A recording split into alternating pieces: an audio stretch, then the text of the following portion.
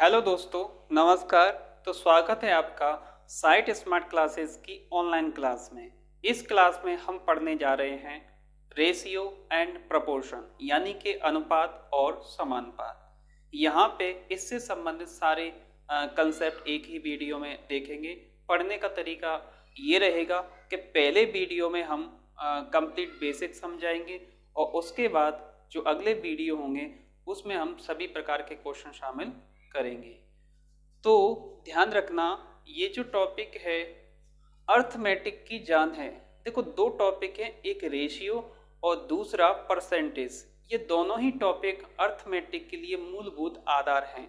तो इनको ठीक से समझना बहुत ही जरूरी है, क्योंकि ये टॉपिक क्वेश्चन को कम से कम समय में सॉल्व करने के एक तरीके को जनरेट करते हैं।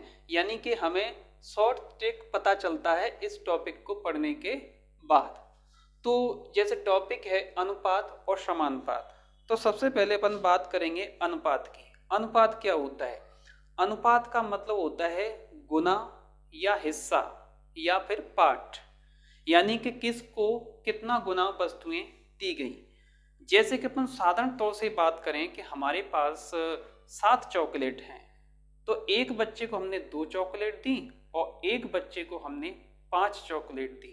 तो इसका मतलब ये हुआ कि एक को 5 गुना दिया गया और दूसरे को 2 गुना दिया गया।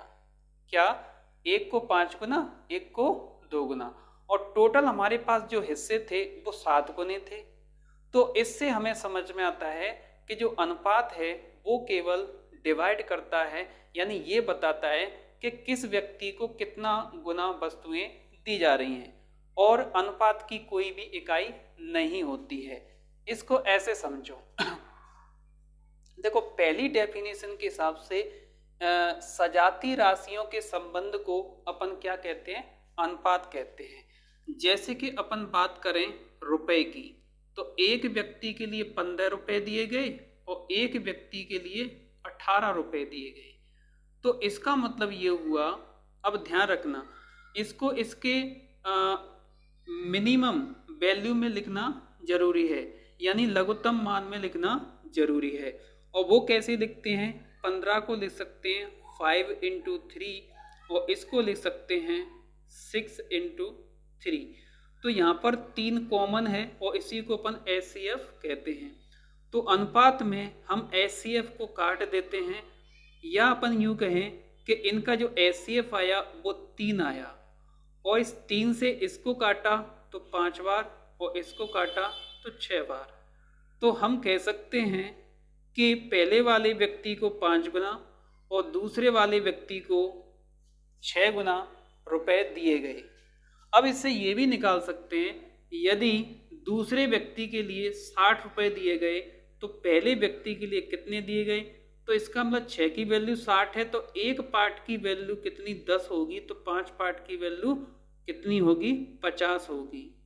तो हम इससे ये भी निकाल सकते हैं कि एक व्यक्ति को इतना दिया गया तो फिर दूसरे व्यक्ति को कितना दिया जाएगा।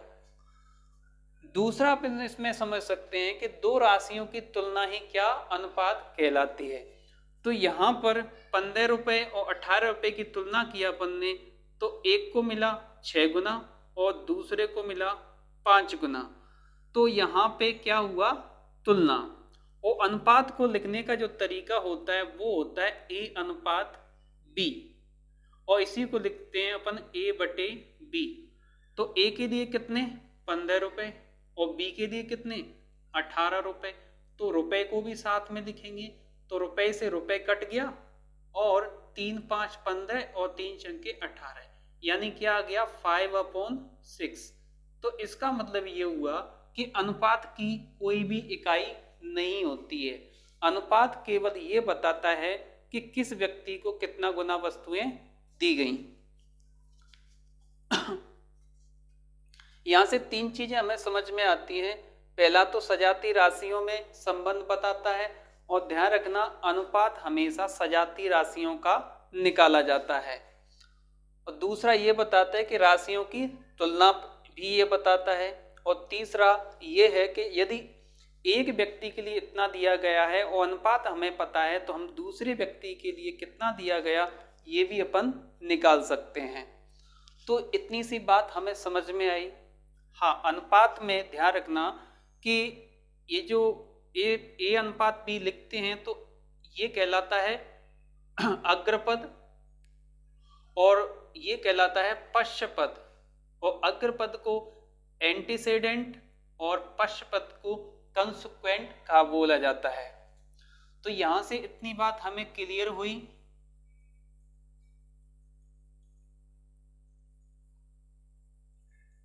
अब बात करेंगे अपन किसकी, समानुपात की। तो ध्यान रखना, दो अनुपात यदि बराबर हैं तो उसको अपन समानुपात कहेंगे। यानी कि यदि दो अनुपात परस्पर समान हैं तो उन चारों पदों को अपन समानुपात में कहेंगे। जैसे कि लिखा हुआ है 6:7 बराबर, अब यहाँ पे x अनुपात 14 अपन कह रहे हैं। तो x का मान कितना आएगा जब समानुपात में? तो ध्यान रखना, ये 14 में से कितना है, x है, और ये 7 में से कितना है, 6 है। तो यदि इसमें 2 का गुणा कर दें तो ये भी 14 हो जाएगा, और 2 का गुणा ऊपर कर दें तो ये 12 हो जाएगा। तो इसका मतलब ये हुआ, यदि 7 में से 6 है तो 14 में से कितना होगा, 12 होगा। तो यहाँ पे अपन 12 लिख सकते हैं। तो यहाँ से हमें क्या समझ में आया कि दो अनुपातों की बराबर यानी इक्विलिटी को ही अपन क्या कहते हैं, समानुपात कहते हैं। समानुपात को लिखने का तरीका है वो इस प्रकार है, A/B समानुपात C/D, और इसको लिख सकते हैं A/B बराबर C/D। तो यहाँ पर A और D का मल्टीप्लाई कर देंगे, A इंटू D और बराबर B इंटू C। तो इसका मतलब ये हुआ कि मध्य पदों का गुणा बराबर होता है बाह्य पदों के। तो ये क्या है, समानुपात। अब यहाँ पे अनुपात की कुछ और प्रॉपर्टी है, उनको भी समझते हैं। पहली प्रॉपर्टी ये है कि सजातीय राशियों में संबंध होने के कारण इसका कोई मात्रक नहीं होता है। ये ऐसे समझो कि ए व्यक्ति के लिए 25 रुपए दिए गए और जबकि बी व्यक्ति के लिए 35 रुपए दिए गए, और फिर पूछा जाता है कि ए और बी में क्या अनुपात है। तो हम लिखेंगे A/B बराबर A/B। तो ए की वैल्यू 25 रुपीस और बी की वैल्यू 35 रुपीस। तो रुपए से रुपए कट गया और 5 पंजे 25 और 5 सत्ते 35। तो A/B आ गया 5:7। अर्थात अनुपात की कोई भी इकाई नहीं होती है, क्योंकि ये केवल ये दर्शाता है कि एक के लिए 5 गुना और दूसरे के लिए 7 गुना। अब वो चाहे सेंटीमीटर हो, मीटर हो, किलोमीटर हो, इससे कोई फर्क नहीं पड़ता है, क्योंकि यहाँ पे समान राशियों की तुलना होने की वजह से राशियाँ कट जाती हैं। वो केवल क्या, एक अनुपात रह जाता है। तो पहली जो कंडीशन है, प्रॉपर्टी है, वो हमें समझ में आई। अब अपन बात करेंगे दूसरी प्रॉपर्टी की। दूसरी प्रॉपर्टी है सजातीय राशियों में HCF से भाग देकर अनुपात को लघुत्तम रूप में लिखा जाता है। जैसे कि लिखा हुआ है A/B बराबर 5:15। अब 5:15 लिखना गलत है, क्योंकि इसका जो HCF निकालेंगे, जैसे 5 और 15 का जो HCF आएगा वो 5 आएगा, और HCF से भाग देंगे तो क्या आएगा, 5 एकन 5 और 5 तिया 15। यानी कि 5/15 को 1/3 लिखना ज़्यादा उचित है, क्योंकि दोनों की ही वैल्यू बराबर है। 15 में से यदि में 5 प्राप्त हो रहा है तो इसका मतलब 3 में से 1 प्राप्त हो रहा है। तो ध्यान रखना, अनुपात को उसके किससे लघुत्तम रूप में लिखा जाता है, और लघुत्तम रूप में लिखने के लिए जो उसमें कॉमन होता है और उसको अपन क्या कहते हैं, HCF कहते हैं। जैसे कि 5 और 15 में क्या कॉमन है, इसके फैक्टर देखें तो 5×1 और इसके 5×3। जो कॉमन होता है वही हमारा क्या, HCF होता है। जो अधिकतम वैल्यू कॉमन आती है उसको अपन क्या कहते हैं, HCF। तो हम इसको काट देंगे और हमारा रेशियो 1:3 बचेगा। तो दूसरी प्रॉपर्टी हमें समझ में आई।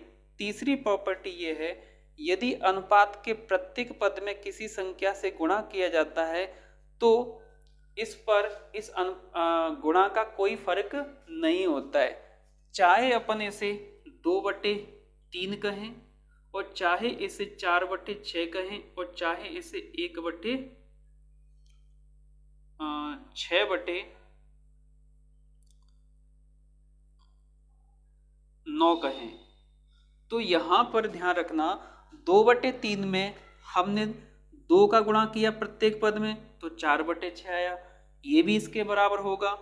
और यदि दोनों में 3 का गुणा किया तब भी ये 6/9 2/3 के बराबर ही होगा। यानी कि अनुपात के प्रत्येक पद में किसी भी संख्या से गुणा करने पर अनुपात पर कोई फर्क नहीं पड़ता है। अगली जो प्रॉपर्टी है वो ये है कि भिन्नात्मक अनुपात को सरल अनुपात में बदलने के लिए किससे, एलसीएम और किसका, हर का, यानी हरों के एलसीएम से गुणा किया जाता है। इसको इस तरीके से समझो, जैसे कि दिया गया है A/B/C बराबर 1/2/1/3/1/4। अब ये जो अनुपात है वो भिन्नात्मक अनुपात है। इसको सरल अनुपात में बदलने के लिए इनके हरों का क्या लेंगे, एलसीएम। तो एलसीएम कितना आया, 2 3 4 का एलसीएम आएगा 12 और हम इसमें तीनों पद में 12 से मल्टीप्लाई कर देंगे।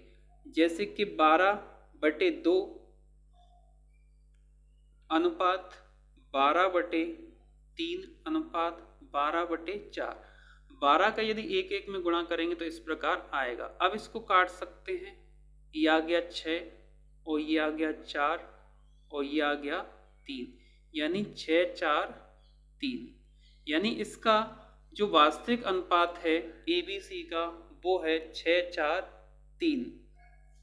ये बात समझ में आई होगी, ठीक है।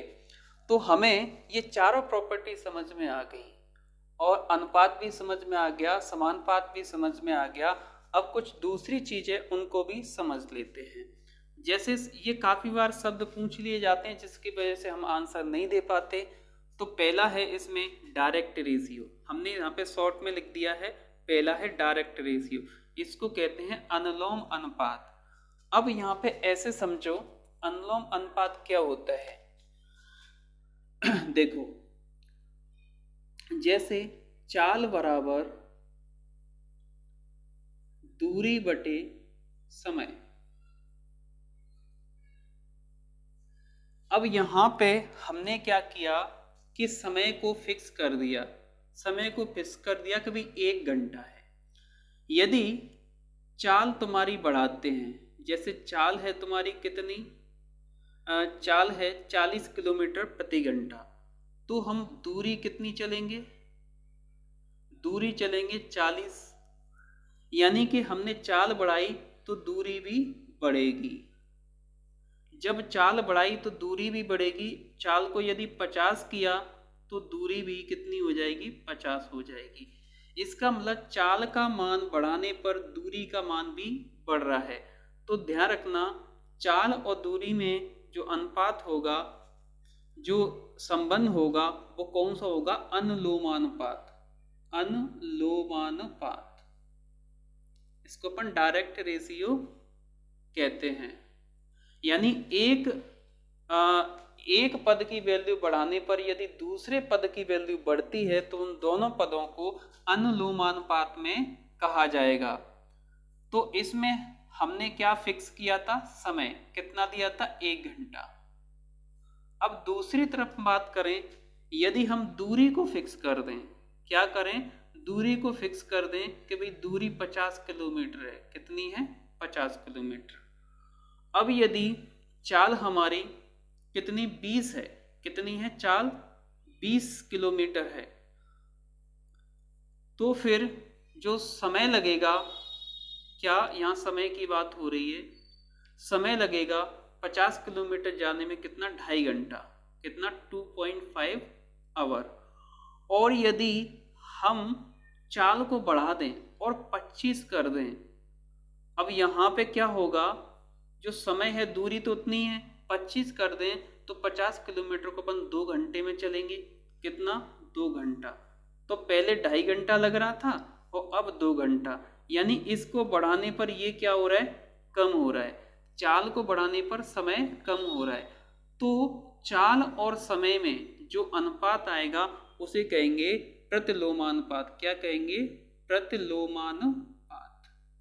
ठीक है, तो इन दोनों से हमें समझ में आया कि यदि किसी पद का मान किसी पद के सापेक्ष बढ़ता है तो उन दोनों में अनुलोम अनुपात होगा, और यदि किसी राशि का मान, एक राशि का मान घटाने पर दूसरी राशि बढ़ती है या एक राशि का बढ़ाने पर दूसरी राशि घटती है तो उसे कहेंगे प्रतिलोमानुपात। ध्यान रखना। तो यहां पर हमने जाना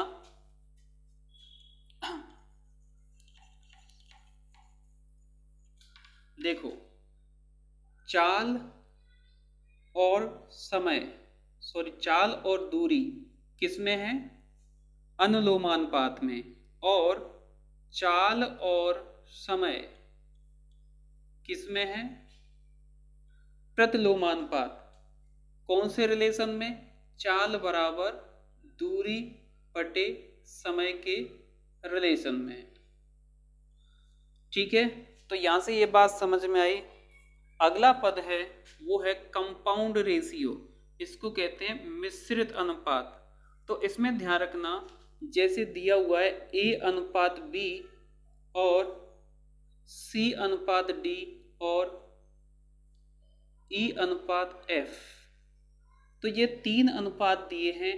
यदि हम इसके प्रथम पद, क्या, A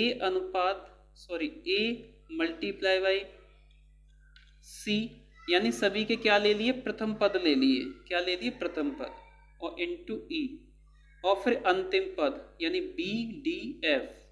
BDF। तो इस प्रकार जो तीनों का मिला के जो अनुपात आएगा तो उसको अपन क्या कहेंगे, कंपाउंड रेशियो।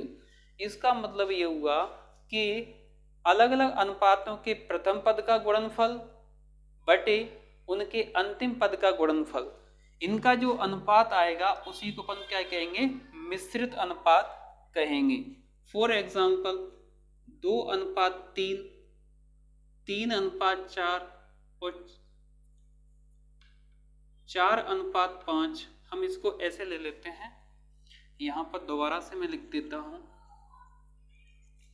जैसे कि लिखा हुआ है 2 अनुपात 3, 4 अनुपात 5, 5 अनुपात 6 या 6 अनुपात 7, ऐसे ले लेते हैं।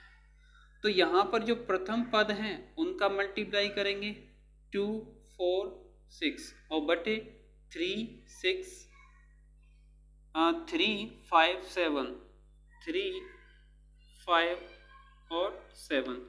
तो यहाँ से ये कट गया, 3 दूनी 6 और 4 चौक 16 और 7 पंचे 35।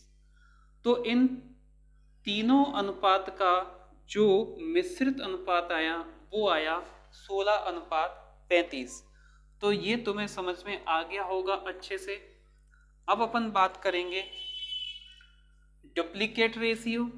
डुप्लीकेट रेशियो का मतलब होता है वर्गानुपात। जैसे कि हमें निकालना है A अनुपात B, यदि इसका वर्गानुपात निकालना है तो इसका मतलब होगा A² अनुपात B²। जैसे 2 अनुपात 3 है, इसका वर्गानुपात आएगा 2 का वर्ग 4 और 3 का वर्ग 9, तो इसको अपन क्या कहेंगे, इसका वर्गानुपात। फिर दूसरा है तुम्हारा वर्गानुपात में सब डुप्लीकेट, यानी इसका उल्टा। सब डुप्लीकेट में क्या होता है, इसका वर्गमूल निकालेंगे तो वापस हमें क्या ये प्राप्त हो जाएंगे। तो सब डुप्लीकेट जस्ट इसका उल्टा होता है, जिसमें वर्गमूल निकाला जाता है। तो 4 और 9 का जो सब डुप्लीकेट यानी आधानुपात होगा वो होगा 2 और 3, 2:3। तो यहाँ से बात समझ में आई। अब अगली बात करेंगे अपन ट्रिप्लीकेट और सब ट्रिप्लीकेट। और ट्रिप्लीकेट का मतलब होता है A/B का जो ट्रिप्लीकेट होगा AQ/BQ होगा। जैसे 2:3 तो इसका हो जाएगा 2, 4, 8 और अनुपात 27। ठीक है, 2, 3 का क्या ट्रिप्लीकेट। अब बात करेंगे उसका उल्टा यानी कि सब ट्रिप्लीकेट। तो वापस इसका जो वर्गमूल लेंगे तो हमारे आंसर ये आ जाएंगे। तो उल्टा वापस जो आएगा उसको कहेंगे क्या, तिहाई अनुपात या सब ट्रिप्लीकेट। तो ये आसान सी चीजें समझ में आ गई होंगी। अगला है तुम्हारा कंटिन्यू रेशियो, जिसे वितत अनुपात कहते हैं। तो इसमें ध्यान रखना A/B बराबर B/C दिया है। तो इसमें जो जो पद है वो समान होगा, तो इसे लिखेंगे A/B बराबर, इसको अपन समानुपात ले लेते हैं, B/C। तो इसको अपन क्या कहेंगे, वितत अनुपात। यानी कि दो पदों में प्रथम पद और अंतिम पद बराबर हो अंतिम पद और प्रथम पद के। यानी कि इसका प्रथम पद और द्वितीय पद बराबर हों द्वितीय पद और तृतीय पद के अनुपात के। तो इसको क्या कहेंगे अपन, कंटिन्यू रेशियो कहेंगे, यानी वितत अनुपात कहेंगे। इसकी कुछ और चीजें हैं, इनको समझते हैं, यहां से प्रश्न बनते हैं। अब यहाँ बात करेंगे जब हमारे पास 3 संख्याएं दी गई हों A/B/C, तो इसमें पूछा जाएगा कि भाई प्रथमानुपाती निकालें या फिर मध्यानुपाती निकालें या फिर तृतीय अनुपाती निकालें। तो ध्यान रखना, जब प्रथमानुपाती पूछा जाएगा तो हमारे पास 2 संख्याएं दी जाएंगी, और मध्यानुपाती पूछा जाएगा तब A और C की वैल्यू दी जाएगी, और जब तृतीय अनुपाती पूछा जाएगा तो A और B की वैल्यू दी जाएगी। जैसे कि इसमें हमारे पास B और C की वैल्यू दी है और A की वैल्यू पूछा है, यानी प्रथमानुपाती पूछा है। तो ऐसी कंडीशन में देखो, इसको लिखने का तरीका ये है A/B समानुपात B/C, इस प्रकार लिखा जाता है। तो इसमें ध्यान रखना, इसमें A प्रथम पद है, B मध्य पद है और C तृतीय पद है। तो यदि प्रथम पद पूछा जाता है तो ये होगा, इसको अपन लिखते हैं A/B बराबर B/C। कब लिखते हैं, जब 3 संख्याओं की बात हो रही हो। तो इसमें यदि प्रथमानुपाती पूछा जाता है A, तो प्रथमानुपाती यानी A बराबर हो जाएगा B का गुणा हो जाएगा, तो B² C, ये क्या हो गया, प्रथमानुपाती।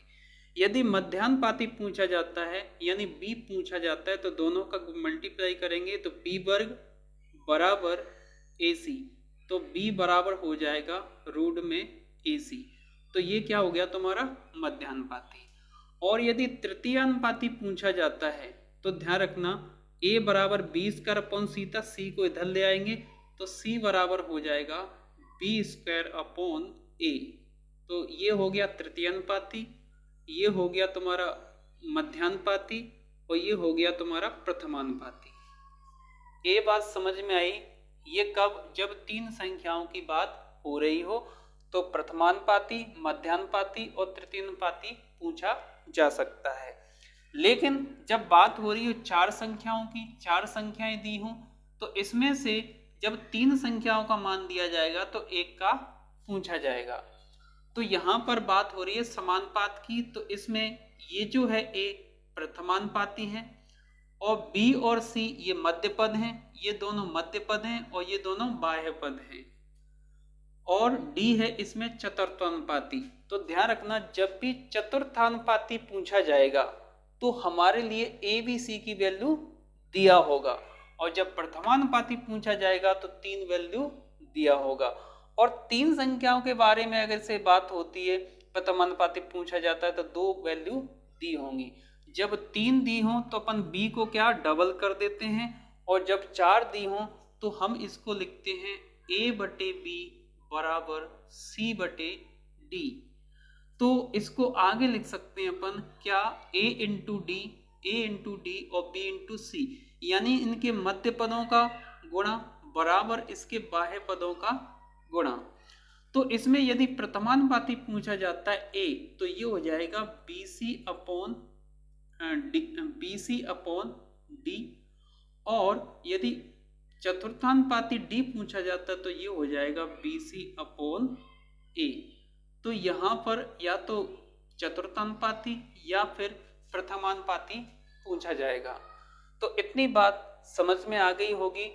अब इससे आगे के वीडियो में इससे संबंधित टाइप वाइज सारे सवाल अपन सॉल्व करेंगे। इसमें यदि कोई कंफ्यूजन हो, कोई अपडेट हो तो डिस्क्रिप्शन में चेक कर लेना। बाद में कुछ अगर अपग्रेड होगा तो उसमें अपन ऐड कर देंगे। तो रेशियो की बेसिक थ्योरी में इतना ही था। आशा करता हूँ समझ में आया होगा।